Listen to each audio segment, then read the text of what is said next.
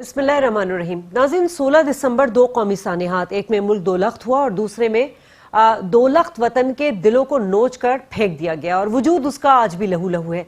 नाज़रीन, दोनों अलमनाक हादसे और लाजवाल कुर्बानियों के बाद हमारे अज़ाइम अभी भी बुलंद हैं, हमारे हौसले भी पुख्ता है, मगर सवाल यहाँ यह है कि हमने इन दोनों सानेहात से क्या सीखा, इस पर बात करेंगे। साथ साथ आज हम बात करेंगे, दूसरा हमारा जो टॉपिक होगा वो मुज़ाकरात हो रहे हैं पाकिस्तान के ताउन से, और ये जो मुज़ाकरात दोहा में हो रहे हैं ये अफगानिस्तान में अमन के हवाले से हो रहे हैं, जो कि निहायत अहमियत का हामिल है।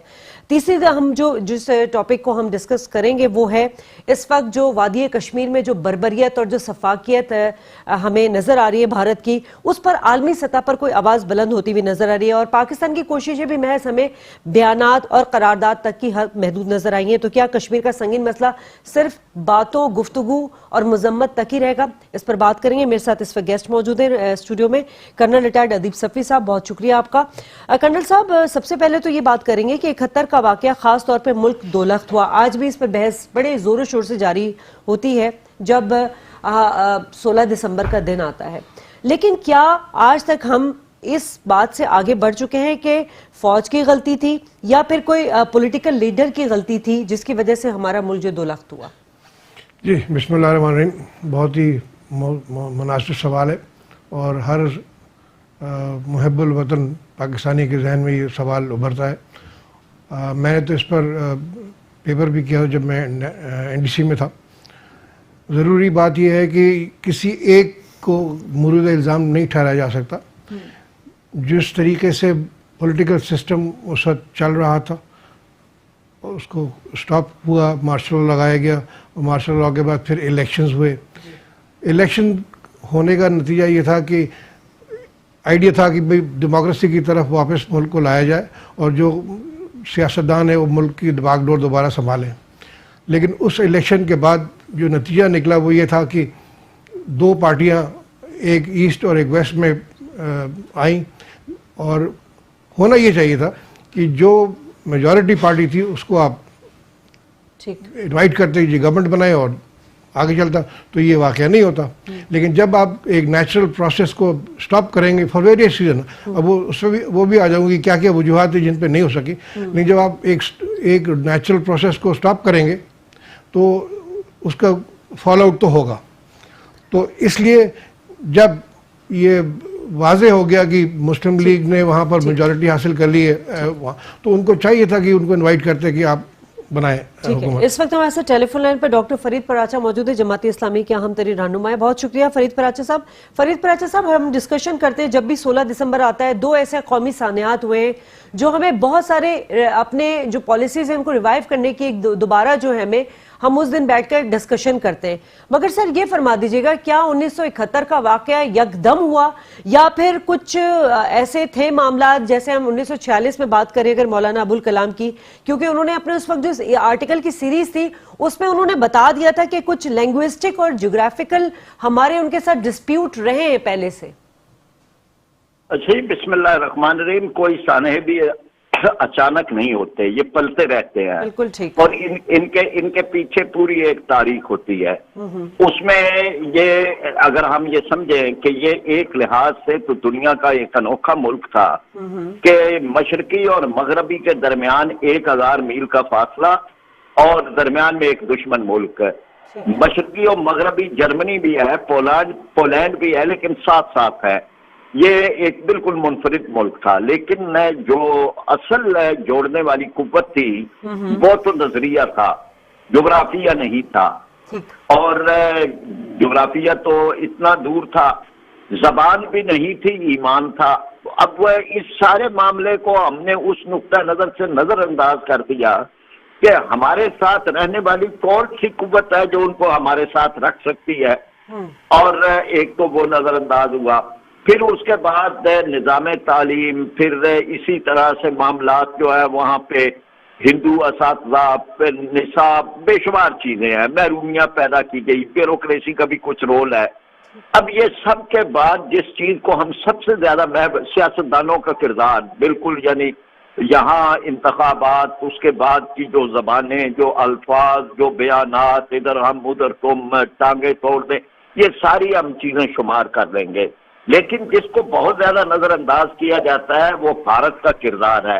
یعنی یہ ساری چیزیں بھی اگر ہوتی ہیں تب بھی ایک سیاسی تحریک ہی اٹھنی تھی, وہاں پہ ملک ٹوٹنا نہیں تھا.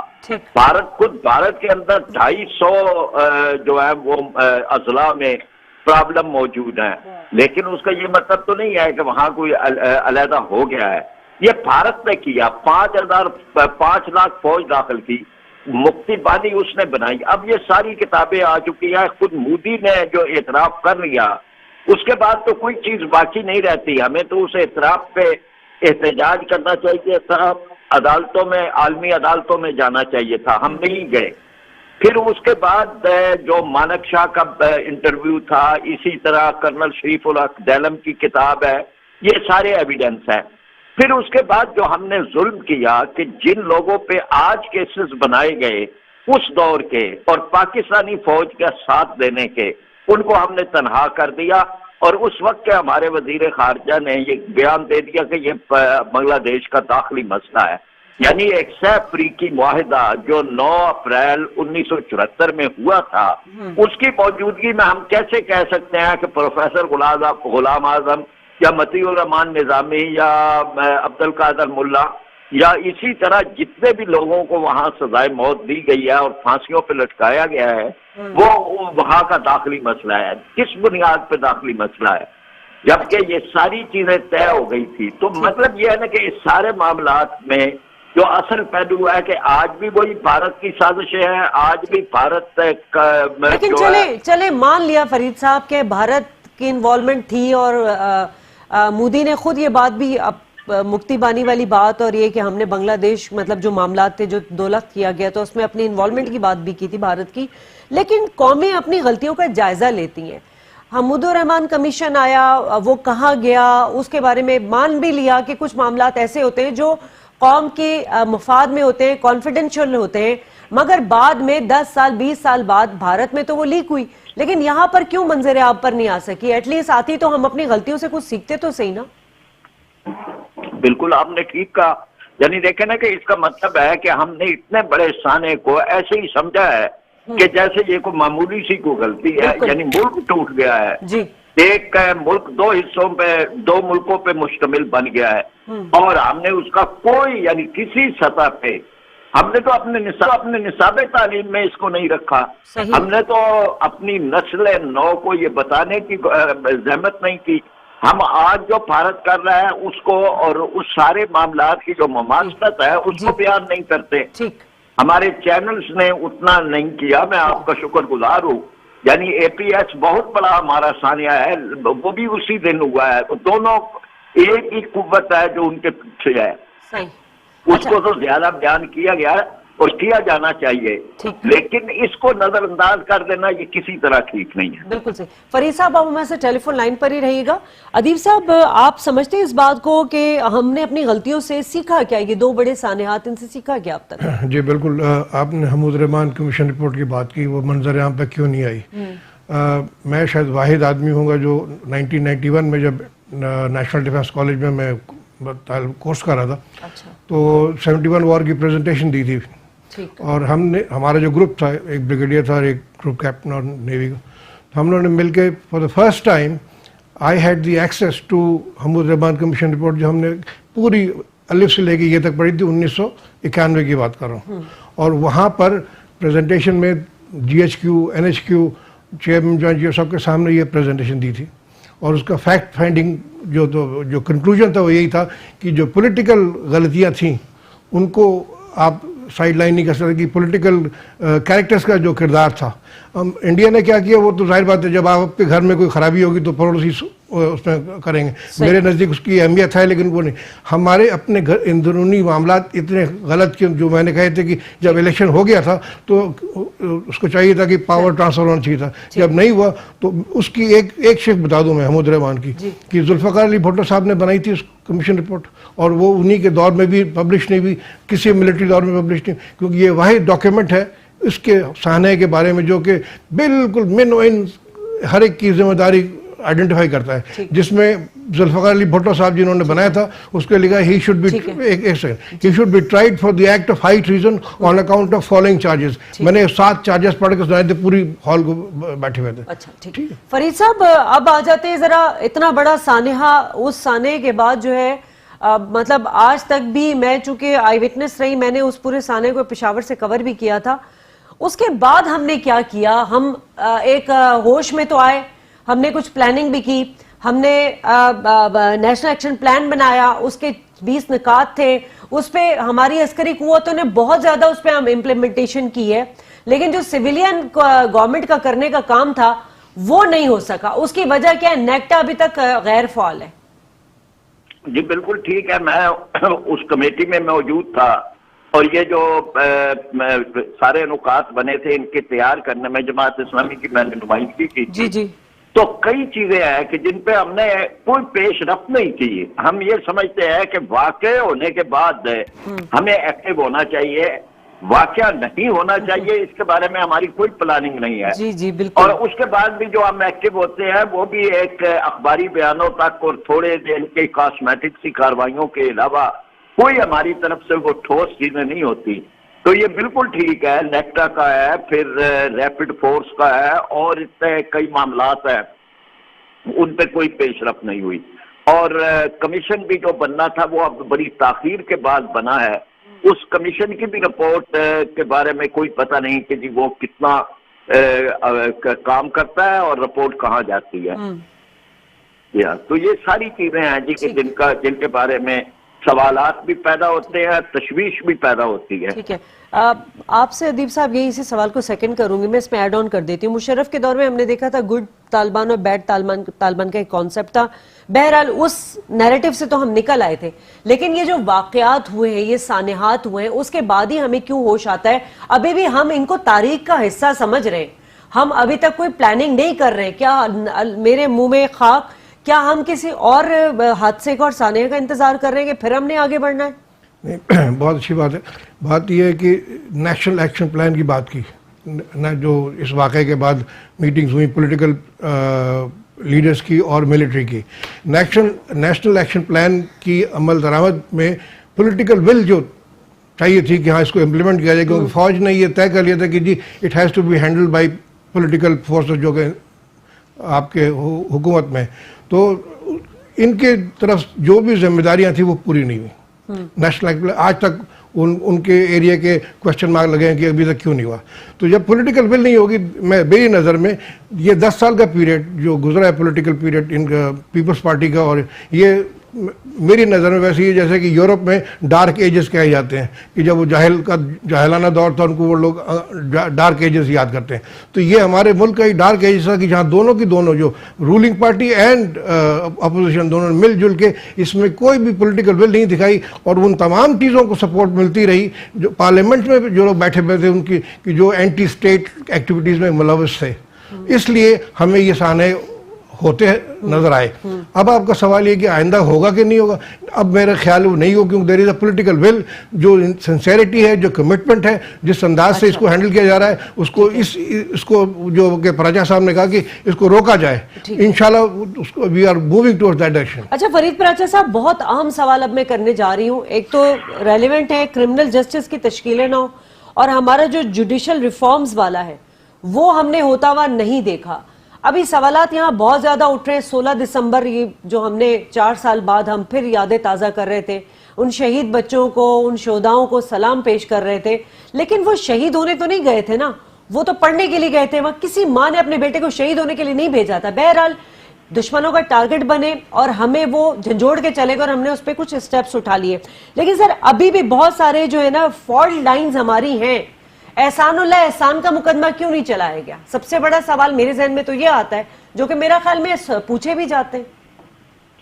जी बिल्कुल सही है आपकी ये दोनों चीजें। एक तो ये है कि क्या तालीमी इदारों में एक हम तारे ऊपर लगा के और वहाँ पे एक गमज़दा सॉन्ग लगा के, माओ के आंसू दिखा के हम तो एक सिंपैथी ले लेते हैं।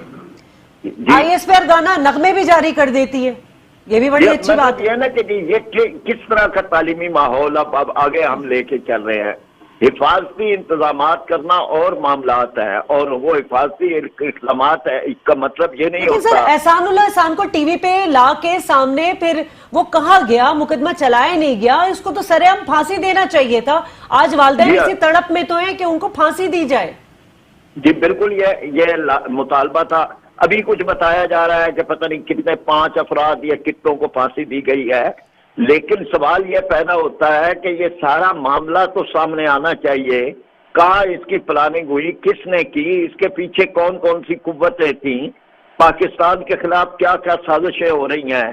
तो ये एक बात जो है वो इस लिहाज से बहुत अहम है। दूसरी बात ये थी कि वक्ती तौर पर ये एक फौजी अदालतों का निज़ाम जो है उसको किया गया था कि ये आर्जी है, लेकिन हमने अपने निज़ाम में अपनी अदालती निज़ाम के अंदर क्या इस्लाहात इस दौरान की हैं कि हम इस सारी दहशतगर्दी के मामलात को अपनी मामूल की अदालतों के जरिए या खसूसी अदालतों के जरिए इसको लेके जाए, और ताकि ये है कि ये दहशतगर्दी जो है ये इसको ये खत्म भी हो और दहशतगर्दों को कोई सहारे भी न मिले। इसलिए ये भी है, इसकी तरफ भी कोई पेशरफ्त नहीं हुई। ठीक है फरीद पराचा साहब, मुझे ब्रेक लेनी है। ब्रेक के बाद मैं आपसे रिक्वेस्ट करूंगी, क्योंकि आज अहम दिन इस हवाले से भी रहा कि पाकिस्तान से ताउन की बात की थी, अफगानिस्तान में अमन के हवाले से उसी सिलसिले में मुज़ाकरात हो रहे हैं, और इस मुज़ाकरात में हमने देखना यह है कि पाकिस्तान का ताउन जो है वो कितना फैसला कुन साबित होगा। बात करेंगे इस ब्रेक के बाद। वेलकम बैक नाज़रीन, बात करेंगे कि अफगानिस्तान में देरपा अमन के लिए जो कोशिशें हैं वो तेज से तेज तर होती जा रही हैं। कुछ अर्से पहले जो है ट्रंप ने इमरान खान साहब से पाकिस्तान से इसी हवाले से ताउन के लिए एक अपील की थी, और यकीनन बात यह है कि अफगानिस्तान में अमन पाकिस्तान के मुदाखलत के बगैर या पाकिस्तान के किरदार के बगैर जो है वो मुस्तहकम हो ही नहीं सकता। बारहा इसको एक्सेप्ट किया भी गया और इसको नज़रअंदाज भी किया गया, और अपने ही मुफाद के खातिर अमेरिका कभी इस पैराए पर और कभी उस नैरेटिव पर जाता रहा। लेकिन बहरहाल आज जो मुज़ाकरात हुए हैं उसमें पाकिस्तान, सऊदी अरबिया और यूएई के नुमाइंदे भी शरीक हैं। फरीद पराचा साहब, आपसे मैं बात का आगाज इस सवाल से कर लेती हूँ। क्या लगता है आपको, यकीनन पहले भी पाकिस्तान की मुदाखलत रही है, पाकिस्तान ने पॉजिटिव किरदार निभाने की कोशिश भी की है, मगर ना अफगानिस्तान ने और ना ही अमेरिका ने, और उसके पीछे यकीनन भारत भी है। इस किरदार को सराहा नहीं गया, मगर हमेशा पाकिस्तान से ये कहा गया कि नॉन स्टेट एलिमेंट्स आपके मुल्क में है, वहां से दहशतगर्दी की जा रही है। अब इसमें क्या मजबूरी नजर आ रही है? क्या वो मान गए इस बात को कि पाकिस्तान का किरदार बहुत इंपॉर्टेंट है इसमें? ये तो ठीक है, यानी पाकिस्तान की जो एक जोग्राफियाई सूरत हाल है उस लिहाज से अहमियत तो हमारी बहुत ज्यादा है, लेकिन अमेरिका ने पाकिस्तान को अहमियत दी नहीं है। अच्छा। हमें इस्तेमाल किया है। हाँ। जो अहमियत दी है वो भारत को दी है कि जो इस सारे मामले के अंदर जिसका कोई किरदार नहीं है, जो स्टेक होल्डर नहीं है, हम स्टेक होल्डर हैं। हमारे यहाँ जो है वो दहशतगर्दी भी वहां से आ रही है, हमारे यहाँ जो है वो अफगान महाजरीन भी है, हमारा सारा निजाम तलपट हुआ है, हमारी सड़कें, चौराहे, हमारा इंफ्रास्ट्रक्चर। लेकिन अमेरिका ने अगर अहमियत दी है तो फिर अहमियत जो है वो उसको दी है कि जो इसका एक्टर नहीं है, जिसका कोई ताल्लुक नहीं है। भारत को अहमियत दी गई, भारत को वहां पर जो है वो मौके दिए गए, उसको वहां पे उसने अपने अगर दहशतगर्दी के अड्डे कायम किए हैं तो उसको भी सपोर्ट की गई।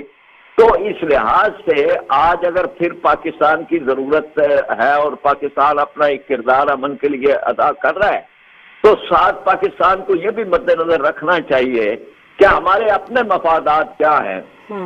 ये सिर्फ ऐलान करने की बात नहीं है कि हम दूसरों की जंग नहीं लड़ेंगे, बल्कि हमें ये तय कर लेना चाहिए कि जी हमारी अपनी तरजीहात क्या है और हम अपनी तरजीहात के मुताबिक मामलात को लेके आगे चलें।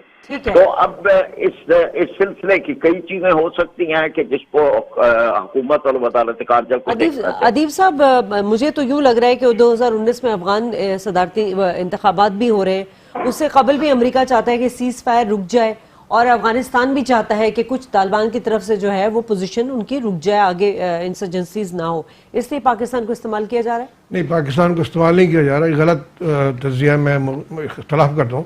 पहली मरतबा वर्ल्ड फोरम पर पाकिस्तान की क्रेडिबिलिटी स्टैब्लिश हो रही है। बिकॉज ऑफ द लीडरशिप जो चेंज आई है। इससे पहले दोनों लीडरशिप जो रही है उनका कोई कॉल अफेयर का एतबार नहीं था, और जो उनके साथ मिले हुए थे उनके भी कोई कॉल अफेयर का एतबार नहीं था, बिकॉज दे हैड कहा और कुछ किया कुछ। और जो करप्शन और सारी चीज़ें जो हम अब जान रहे हैं, वर्ल्ड में सबको पता था कि ये लोग जो लीडरशिप है यहाँ पर वो किस तमाश की है और क्या उनका इंटरेस्ट है। इसलिए there was no credibility of the government at that time. Now America realises कि हाँ पाकिस्तान की अहमियत है, और इस मुज़ाकरत में इंडिया शामिल नहीं है।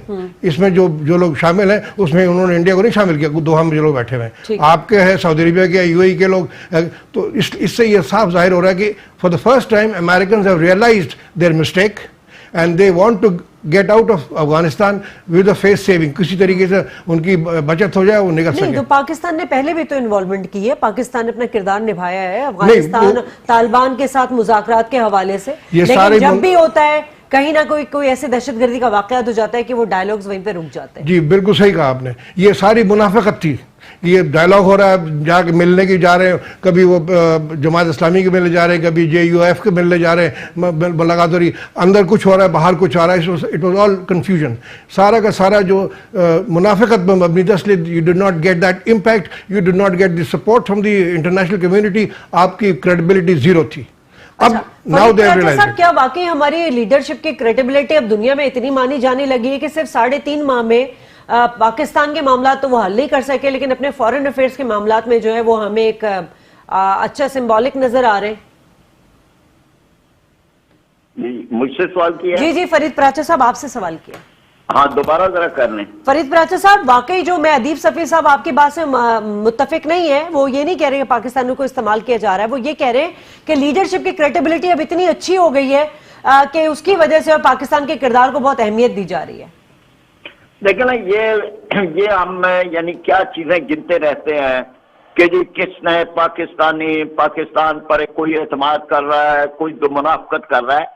मामलात ये है कि हम खुद कहाँ हैं, हमारी पॉलिसी क्या है, हमने किस चीज को लेके चलना है। जो कुछ हमारे यहाँ कुछ चीजें तय नहीं होती, हम इस पे खुश हो जाते हैं कि जी इस हुकूमत के साथ अमेरिका के ताल्लुकात अब कुछ बेहतर हो रहे हैं, फलां के साथ। ये कोई तरजीहात नहीं होती, और ये जो है वो एक मनफी अंदाज है। मुझे नहीं समझ आई थी कि इन्होंने कुछ जमात इस्लामी का नाम लिया। जमात इस्लामी ने अल्हम्दुलिल्लाह एक शफाफ तरीके से अफगान मसले में अपने अफगान भाइयों का साथ दिया, और उसमें कोई फर्द है, कोई जो है वो जमात इस्लामी के बारे में कोई इल्जाम जरा बराबर भी नहीं कर सकता कि हमने कोई इससे जाती या जमाती कोई मफाद जो है वो हासिल किया। मुझे नहीं पता था कि इन्होंने क्या बात की है, वैसे ही मैंने इसको जो है वो जमात का लफ्ज सुन के ये बात कही है। जहां तक ताल्लुक है कि अब हमने करना है, ठीक है, ताउन करना चाहिए, लेकिन आगे हमने कहाँ जाना है और अमेरिका की अपनी पॉलिसियां क्या हैं, अमेरिका को वापस कब जाना है यहाँ से, और इस सारे मामले में अफगानिस्तान जो है वो खुद अपने फैसले करे और पाकिस्तान के साथ उसके ताल्लुकात ठीक हो, हम इसको देखें। अफगानिस्तान की तरफ से हमारी तरफ फरीद पराचा साहब, ये भी तो हो सकता है ना कि अमेरिका अब जो है वो दोस्ताना माहौल में निकलना चाह रहा है, क्योंकि इतनी ताकत तो उसने आजमा के देख ली है, उसमें जितनी हजमियत का शिकार वो नजर आ रहा है, तो हो सकता है दोस्ताना माहौल में निकलने के लिए वो पाकिस्तान को इस्तेमाल कर रहा हो। जी मतलब ये है ना कि निकलना है तो उसके लिए चीजें मौजूद हैं, और उसके लिए अब जितना ज्यादा यानी अफगानों पे एतमाद करेंगे, उनके इंस्टीट्यूशन ठीक करेंगे, तालिबान को शामिल करेंगे, तालिबान का फैक्टर निकाल के कोई मसला हल नहीं हो सकता। वो एक बहुत बड़ी हकीकत है। उस हकीकत को तो आगे ये कोई कॉस्मेटिक कार्रवाइयां करने के बजाय सही तौर पे इस मामले को हल करें। अब और स्टेक होल्डर भी इसमें है, मैं आपसे शॉर्टली एक सवाल फरीद पराचा साहब, फिर आपको हम शुक्रिया अदा करना चाहेंगे। जरा कश्मीर के मामले में मुझे एक सवाल का जवाब दे दीजिएगा। जिद्दोजहद आज़ादी कश्मीर की जो तहरीक है, अगर हम उस पर नजर दौड़ाएं तो हमें मतलब 70 साल से जो उनकी एक काविशें नजर आती हैं वो यूनाइटेड नेशन के एजेंडे पर भी मौजूद है। करारदादों के मुताबिक जो है हतमी फैसला कश्मीरियों के पास ही है, लेकिन हम देखते हैं कि उसमें कोई इम्प्लीमेंटेशन नहीं होता। ये सिर्फ एक रेजोल्यूशन के तहत की उस नजर में तो मौजूद है, लेकिन अमली तौर पे बिल्कुल भी नहीं है, जो भारत इस वक्त कश्मीर में जारियत कर रहा है। ابھی یہ معاملہ جو ہے نا جی کشمیری اپنی جنگ اب زیادہ تر خود لڑ رہے ہیں اور وہ پبلک سطح پہ بھی لڑ رہے ہیں، یعنی کوئی عسکریت کا اب الزام بھی نہیں، وہ تو ظلم کا شکار ہو رہے ہیں. ان کی چوتھی پانچویں نسل اس میں لگی ہوئی ہے، وہ ہزاروں نہیں لاکھوں کی تعداد میں سڑکوں پہ آ رہے ہیں. آج جو دنیا امن کی بات کرتی ہے اور جو دنیا سمجھتی ہے کہ دہشت گردی سے نجات، کہاں ہے وہ دنیا؟ وہ کیوں نہیں ان کا مظلوم کشمیریوں کا ساتھ دیتی؟ اور وہ انہوں نے بھارت کے ساتھ تو عدم تعلق کا، عدم اعتماد کا روز اظہار کر رہے ہیں، پاکستان کے پرچم لہرائے جا رہے ہیں. اس حالت کے اندر اگر اقوام متحدہ کی قراردادوں کے مطابق مسئلے کو حل کرنے کے لیے عالمی طاقتوں نے اس معاملے میں مداخلت نہ کی اور اقوام متحدہ نے اپنا کردار ادا نہ کیا، تو اس کا نتیجہ پھر یہی نکلے گا کہ جو لوگ آج اس کو ایک امن اور سول راستے کے اوپر لے آئے ہیں ان کی بھی حوصلہ شکنی ہوگی. تو اس لیے بھارت کو تو اپنا وہ تو ایک ظالم کا کردار ادا کر رہا ہے، لیکن عالمی طاقتوں کو کوئی اپنا کردار ادا کرنا چاہیے. ٹھیک ہے، کیوں ادیب صاحب وجہ کیا ہے؟ بھارت کی یہ ظلمت، بربریت، یہ سب نظر نہیں آ رہی عالمی سطح پر؟ بالکل نظر آ رہی ہے سب کو، لیکن میں اگین آپ کی توجہ دلاؤں گا کہ پچھلے 10 سال میں چیئرمین کشمیر کمیٹی کون صاحب تھے؟ مولانا فضل الرحمان صاحب. کیا پالیسی تھی جو اگر ہماری پالیسیاں ہونی چاہیے، آپ نے پالیسی پہ کیا رکھا؟ ہم نے ہاتھی پالا ہوا تھا ان کو. تو یہی تو جب آپ کی اپنے گھر میں چیزیں صحیح نہیں ہوں گی، پالیسیاں منافقت اور صرف لفاظی پہ ہوگی تو پھر یہی ہوگا. اور اس کے ساتھ ساتھ یہ بھی جو میں نے کہا کہ پاکستان کی کریڈیبلٹی اب بڑھی ہے. اس سے پہلے ٹرمپ صاحب نے کیوں نہیں فون کیا یا کسی پریزیڈنٹ نے کیوں نہیں فون کیا کہ بھائی آپ ہمیں مدد کریں؟ ابھی فون آیا کیوں؟ کیونکہ اب ان کو سمجھ میں آیا کہ 2-3 دفعہ جب ان کو جھٹکے بھی. چلے یہ تو سمجھے سلامتی کونسل میں کیوں کشمیریوں کو کی جو حق خود ارادیت ہے اس کو ایکسیپٹ نہیں کیا جاتا؟ ابھی آپ کی پالیسی جو بن رہی ہے، جو 3-3.5 میں حکومت آئی، جب مشاہد صاحب ہیں اور کون جو بنا رہے ہیں، آپ دیکھیں گے اس میں ہر اس شعبے میں بھی فرق پڑے گا. کیونکہ جب آپ کی نیت صاف ہے اور آپ ایک سوچے سمجھے پالیسی کے تحت چل رہے ہیں تو انٹرنیشنل کمیونٹی آپ کا ساتھ دے گی اور وہ آپ کو یہ چیزیں آپ کو صحیح معنی میں اجاگر کرنے کی ضرورت ہے جو کہ اس سے پہلے نہیں کرتے رہے. اب جب آپ پریشر کریٹ کریں گے اور یو این میں لے کے جائیں گے، جیسے کہ ابھی یو این کی جو لاسٹ اسمبلی ہوئی تھی اس میں کشمیر کے بارے میں محمود قریشی صاحب نے اٹھایا، کتنے عرصے کے بعد یہ چیزیں سامنے. فرید براچہ صاحب، پاکستان کی جانب سے آپ کو کیا لگتا ہے؟ شہادتوں پر رد عمل تو ہم دیکھتے ہیں، بہت زیادہ مذمت کی جاتی ہے، مگر یہ اعلانات، بیانات اور قراردادوں تک کے معاملات جو ہیں وہ رکے ہوئے ہیں. پاکستان کی جو نئی حکومت ہے اس کو کس طرح ایڈریس کر رہے ہیں؟ صحیح ایڈریس کر رہے ہیں مسئلہ کشمیر کو؟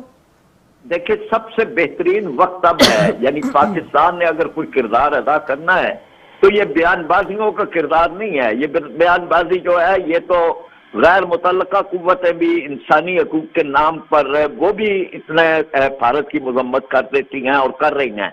اصل سوال یہ ہے کہ پاکستان ایک فریق ہے اس سارے معاملے کا. یہ تقسیم بر صغیر کے نامکمل ایجنڈے کی تکمیل ہے اور پاکستان اس معاملے کو عالمی سطح پہ لابنگ بھی کرے، عالمی سطح پہ اٹھائے، اپنے دوست ممالک کو لے کے آگے بڑھے اور جو بھی اس میں ذرائع ہو سکتے ہیں وہ کرے تاکہ یہ معاملات جو ہیں یہ حل کی طرف جائیں. اور اس میں ایک ہی بات رکھیں، جس طرح بھارت نے اٹوٹ انک کا ایک رکھا ہے، پاکستان کو بھی رائے شماری اور اقوام متحدہ کی قرارداد ہے، اس اپنے موقف سے پیچھے نہیں ہٹنا چاہیے. ٹھیک ہے، یہ جو حشر برپا کر رہا ہے بھارت اس وقت کشمیر میں، انتخابات بھی ہونے والے ہیں، کیا اس کی وجہ سے بھی؟ جی یہی تو ہے وقت، یعنی جس طرح سے بچوں کو نابینا کیا جا رہا ہے، جس طرح سے عورتوں کے ساتھ درندگی کا کھیل ہو رہا ہے، یہ وہ چیزیں پیلٹ گن جو جانوروں کے لیے استعمال ہوتی ہے وہ استعمال کی جا رہی ہے. پھر درندگی کا ہر کام جو ہے وہ ہو رہا ہے، وہاں کی قیادت جیلوں کے اندر پڑی ہوئی ہے. تو یہ معاملات ہیں کہ اس پہ بھارت کو عالمی سطح پہ وہاں پہ انسانی حقوق کی تنظیموں کو جانے نہیں دیا جاتا، عالمی میڈیا نہیں جا سکتا. بھارت کو بے نقاب کیا جائے، برہنہ کیا جائے، لوگوں کے سامنے لایا جائے، ان بچوں کی تصویریں دکھائی جائیں، لایا جائے کہ یہ کیا بھارت جو ہے وہ وہاں پہ کر رہا ہے. ٹھیک ہے، ادیب صاحب شارٹلی ذرا اس کا بالکل صحیح کہا، یہ ہونا چاہیے، اور جو اب تک ہوتا رہا ہے پاکستان کی طرف سے اس میں یہ چیز نمایاں نظر نہیں آئی۔ گلبشن کو نام لے لیجئے، جو آپ کے قید میں کب سے، اس کے اوپر کوئی 10 سالوں میں یا جو پچھلی حکومت نے نہیں کیا۔ ابھی جو بربریت کا جو بازار گرم کیا ہے، اس پر جو سارا جو انٹرنیشنل کمیونٹی کے سامنے لے کر آئے، اس گورنمنٹ کی ہے نا۔ یہاں اب جو آپ کو نظر آ رہا ہے کہ انٹرنیشنل کمیونٹی بھی اس پر توجہ دے رہی ہے۔ ٹھیک ہے، بہت بہت شکریہ ادیب صاحب آپ کا۔ فرید پراچا صاحب آپ کو بہت شکریہ۔ ناظرین جاتے جاتے صرف اتنا ہی کہوں گی کہ کشمیریوں کو اپنے مستقبل کا فیصلہ خود کرنے دیں، ورنہ جتنی بھی بربریت کا بازار گرم کریں گے اس تحریک کو کچلا نہیں جا سکتا۔ پاکستان انسائیڈ دی نیوز سے شازی خان کو اجازت دیجیے، اللہ نے کے بعد۔